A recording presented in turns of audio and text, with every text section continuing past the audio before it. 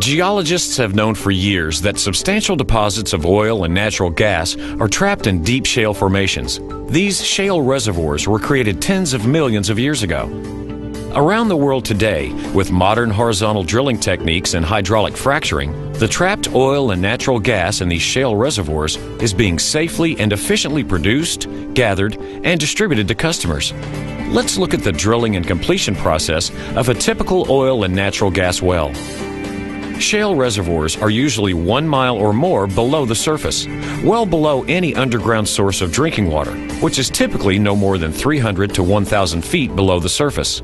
Additionally, steel pipes, called casing, cemented in place, provide a multi-layered barrier to protect freshwater aquifers. During the past 60 years, the oil and gas industry has conducted fracture stimulations in over 1 million wells worldwide. The initial steps are the same as for any conventional well. A hole is drilled straight down using freshwater-based fluids, which cools the drill bit, carries the rock cuttings back to the surface, and stabilizes the wall of the well bore. Once the hole extends below the deepest freshwater aquifer, the drill pipe is removed and replaced with steel pipe, called surface casing. Next, cement is pumped down the casing. When it reaches the bottom, it is pumped down and then back up between the casing and the borehole wall, creating an impermeable additional protective barrier between the well bore and any freshwater sources. In some cases, depending on the geology of the area and the depth of the well, additional casing sections may be run and, like surface casing, are then cemented in place to ensure no movement of fluids or gas between those layers and the groundwater sources. What makes drilling for hydrocarbons in a shale formation unique is the necessity to drill horizontally. Vertical drilling continues to a depth called the kickoff point.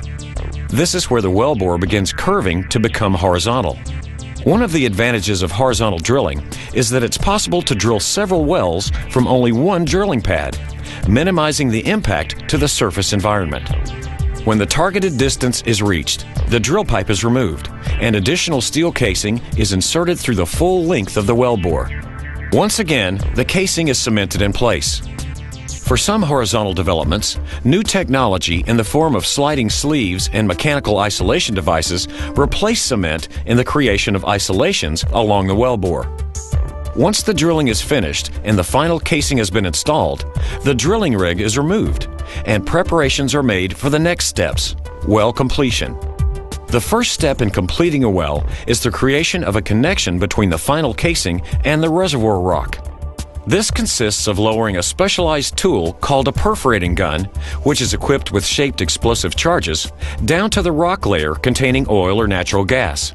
This perforating gun is then fired, which creates holes through the casing, cement, and into the target rock. These perforating holes connect the reservoir and the wellbore.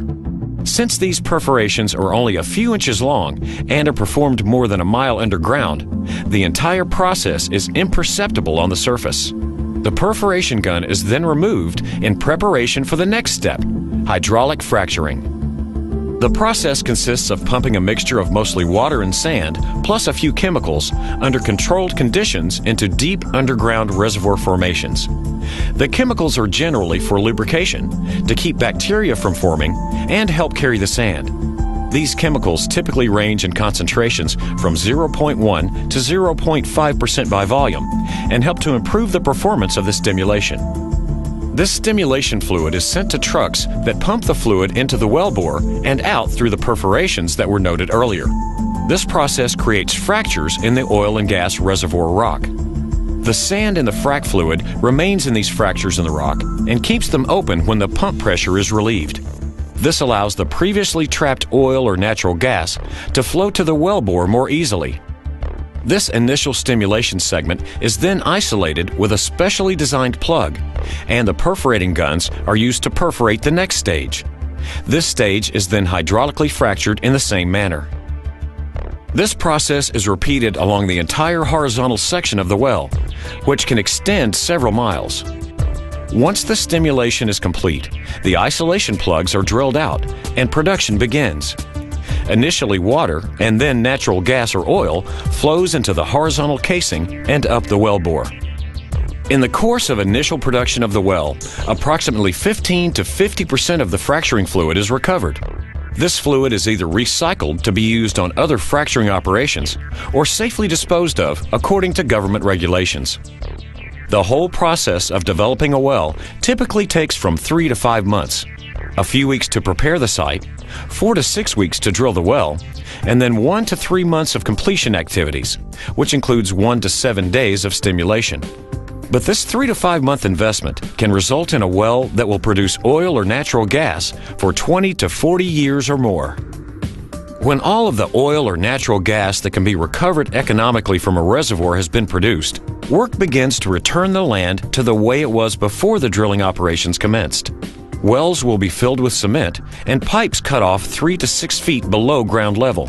All surface equipment will be removed, and all pads will be filled in with dirt or replanted. The land can then be used again by the landowner for other activities, and there will be virtually no visual signs that a well was once there. Today, hydraulic fracturing has become an increasingly important technique for producing oil and natural gas in places where the hydrocarbons were previously inaccessible. Technology will continue to be developed to improve the safe and economic development of oil and gas resources.